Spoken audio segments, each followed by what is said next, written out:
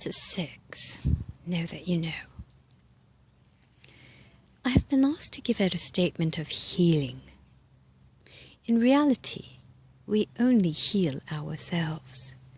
There is a very potent factor there, because the moment that you see the divinity or God within the individual, you and God are the majority, always. Now God, or that divine principle, knows nothing about imperfection.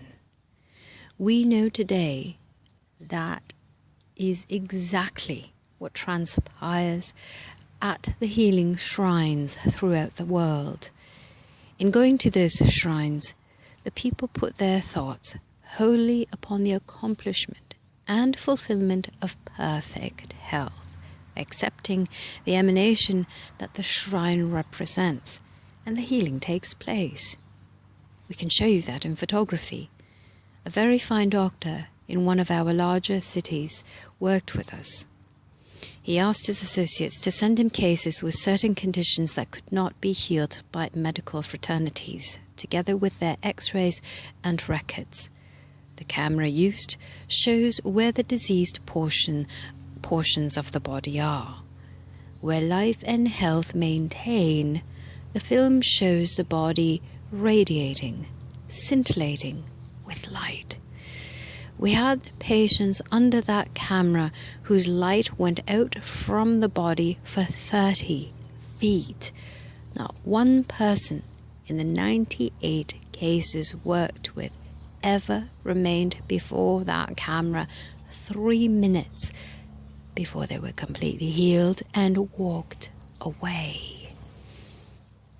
All we did was to say, quote, "Here, you are paying all of your attention to the dark spots, aren't you? You are not paying any attention to the light and these light places and where the light is coming from.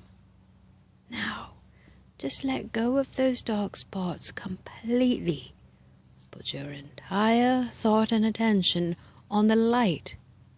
End quote. Every one of the 98 cases, each of whom was brought in on a stretcher, walked away completely well. Now, isn't that evidence that you heal yourself? You treat yourself, and that is absolute. If we would adhere to these positive expressions, we would soon see that there would be no more disease. It has been named a certain disease, and we keep repeating that name over and over.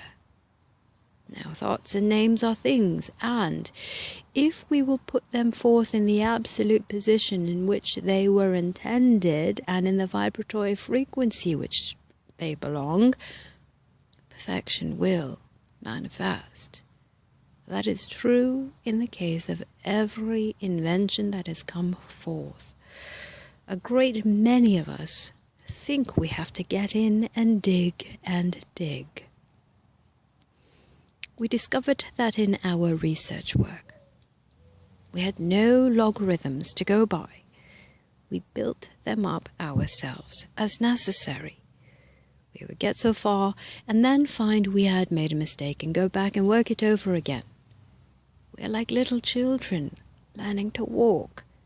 But today we are able to walk because we have the mechanical devices, and we are building more devices today that will take up from where we leave off.